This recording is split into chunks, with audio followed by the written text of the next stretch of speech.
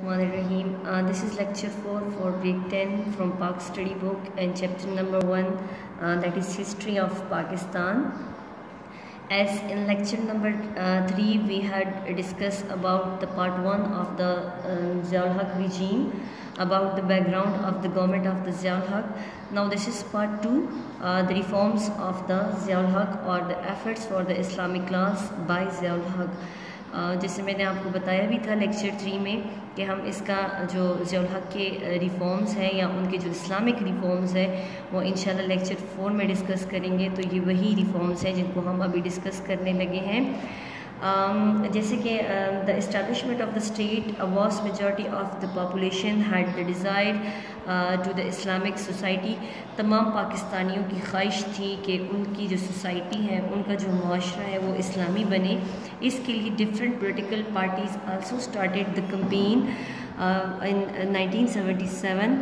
Many of the parties started the campaign for Islamic laws and for the enforcement of the Islamic laws, and it was definitely enforced by Ziaul Haq, started from 1977. आगे आप हर एक point का अलग से date है कि कौन सी date को कौन सा उन्होंने अहम कदम उठाया, तो वो सारे डिस्कस इसमें करेंगे।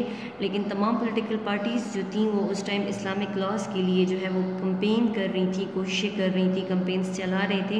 और 1977 में ज़ियाउल हक़ जो है उन्होंने ख़ुद गवर्नमेंट संभालते ही जो है वो इस्लामिक लॉज का नफाज किया, जिनमें सबसे पहले अगर हम बात करेंगे तो वो ज़कात एंड उशर ऑर्डिनेंस था।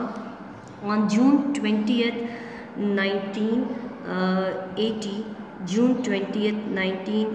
को Zia promulgated zakat and ushur ordinance authorizing the government to deduct from all bank deposit zakat at the rate of 2.5%, कि तमाम बैंक्स में से ज़कात कटेगा जिसका रेट होगा 2.5% के रेट से। जिसके अकाउंट होगा, जिनके पैसे बैंक में पड़े होंगे, उन सब पैसों पर से 2.5% के हिसाब से जो है वो पैसे कटेंगे, और वो पैसे कट कर किधर जाएंगे, वो एज ए ज़कात लोगों को मिलेंगे, यानी गवर्नमेंट के पास जाएंगे और फिर गवर्नमेंट जो है वो तकसीम करेगी उसको। नेक्स्ट था ज़कात फाउंडेशन।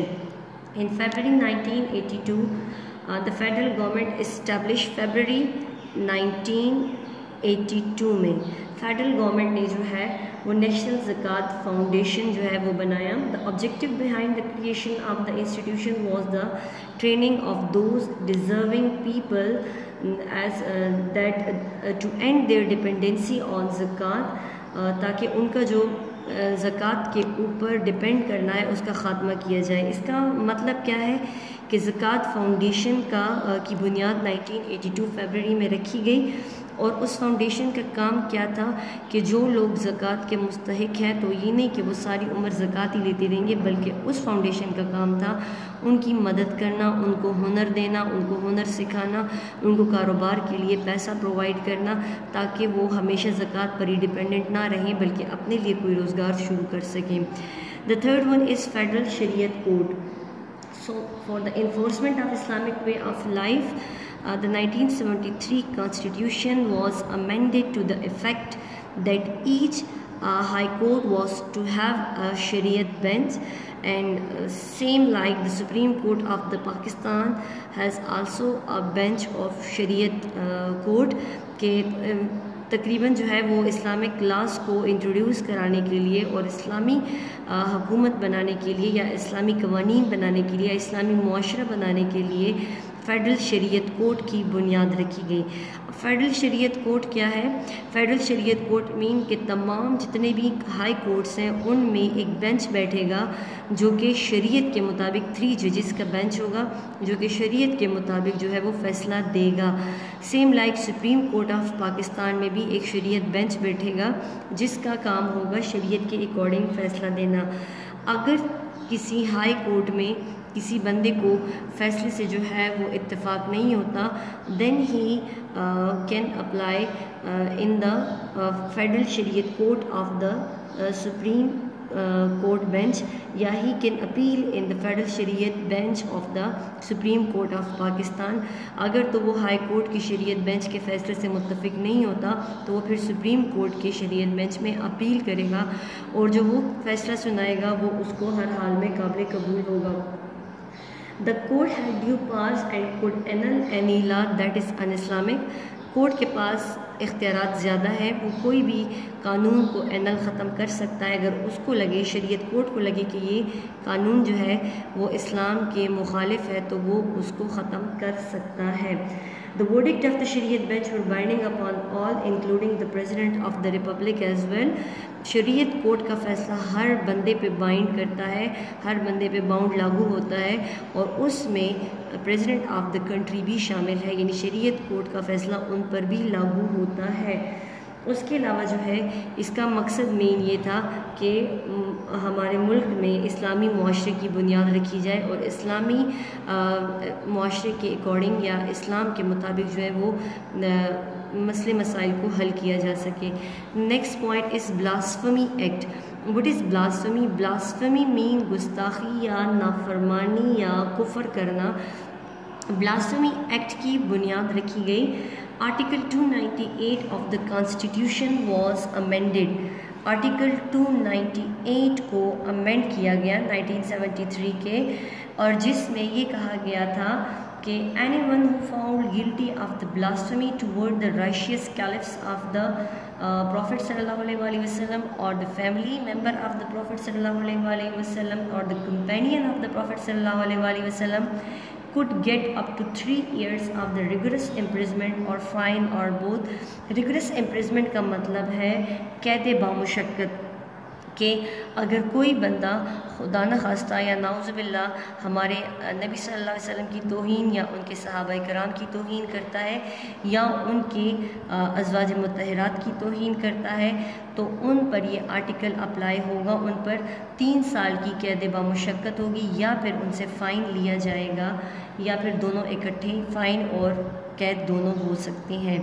نیکسٹ ہے point number 5، Pak studies and اسلامیات made the compulsory subject by Zia ul-Haq. Zia الحق نے پاک اسٹڈیز کو، پاکستان اسٹڈیز کو اور اسلامیات کو جو ہے وہ کمپلسری لازمی سبجیکٹ قرار دیا، جس کو ڈگری لیول تک پڑھنا ضروری تھا اور ضروری ہے۔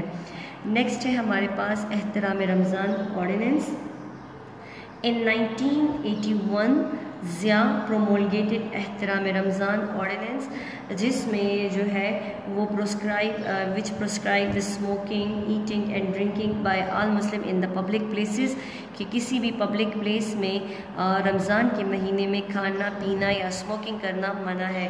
اگر تو کوئی گلٹی ملتا ہے اس طرح کا یا کوئی یہ لا کو وائلیٹ کرتا ہوا نظر آتا ہے، یعنی رمضان میں کھاتے پیتے پبلک پلیس پہ نظر آتا ہے، تو اس کے لیے جو ہے وہ پنش ہوگا، 3 منتھ کی قید ہوگی یا فائن، یا پھر قید اور فائن دونوں اکٹھے لیا جا سکتا ہے۔ اس کے ساتھ ہی ایک امپورٹنٹ کام 1984 میں ہوا کہ Zia also directed to establishment of صلاۃ کمیٹی، یعنی نماز قائم کرنے کی کمیٹی بنائی گئی، جس کا زیادہ سے زیادہ کام ہوگا کہ وہ نماز کو قائم کریں اور نماز کو فروغ دیں، نماز پڑھنے کو فروغ دیں، یعنی سرکاری دفاتر وغیرہ میں اس کے لیے خاص ٹائم رکھا جائے۔ پوائنٹ نمبر 7 از وفاقی محتسب۔ محتسب مین احتساب کرنا، احتساب سے ورڈ نکلا ہے، احتساب مین جواب مانگنا، حساب لینا، تو وفاقی محتسب کا ادارہ جو ہے وہ بنایا گیا۔ For accountability as accountability is very important in the Islamic society, so for this purpose, to ensure the rule of law and the provision of the justice and the promotion of social equality, this organization was established, or this institution was established, which name was Wafaqi Muhtasib, جس کا کام کیا تھا؟ احتساب کرنا۔ For attainment of this objective in June 1981, this organization was established and the office of Wafaqi Muhtasib was non-political and non-partisan، یعنی اس میں کوئی کسی قسم کی پارٹی کا ممبر شامل نہیں ہوگا اور کوئی سیاسی بندہ اس میں شامل نہیں ہوگا۔ The tenure of the Wafaqi Muhtasib is for 4 years، 4 سال کا تھا۔ Anyone who feel aggrieved by any government official، اگر کوئی بندہ ہے اور اس کو گورنمنٹ کے کسی بھی سرکاری افسر سے یا ایون کہ کسی بھی سرکاری بندے سے کوئی مسئلہ ہے، کوئی نقصان ہے، کوئی غم ہے، کوئی دکھ پہنچا یا اس کا کام نہیں ہو رہا، تو he can write his complain on plain paper. وہ کیا کرے گا؟ اپنی کمپلین کو، اپنی شکایت کو پلین پیپر پہ سادہ صفحے پہ لکھے گا اور کنسرنڈ اتھارٹی کو بھیجے گا، یعنی وفاقی محتسب کے کسی عام بندے کے نام وہ بھجوایا جائے گا کہ فلاں ادارے میں میرے ساتھ یہ کام ہوا ہے، یا میری یہ گزارش نہیں قبول کی گئی، تو یا مجھ سے رشوت لی گئی ہے، یا سفارش مانگ رہے ہیں، اور اس اتھارٹی کا نام لکھا جائے گا، تمام ڈیٹیل لکھی جائے گی، پھر وفاقی محتسب بھجوایا جائے گا، اور پھر آگے اس کے اوپر کام کرنا وفاقی محتسب کا جو ہے وہ ڈیوٹی ہوگی۔ نیکسٹ ہمارے پاس آ جاتا ہے مجلس شورا، جو کہ ضیاء الحق نے جو ہے وہ انٹروڈیوس کرایا۔ مجلس شورا مین مشورہ کرنا۔ مشورہ کرنے کو اسلام میں بھی بڑی اہمیت حاصل ہے۔ So for forging better link between the government and the masses in December 1981 Zia announced the formation of مجلس شورا۔ The مجلس شورا was composed of 50 members.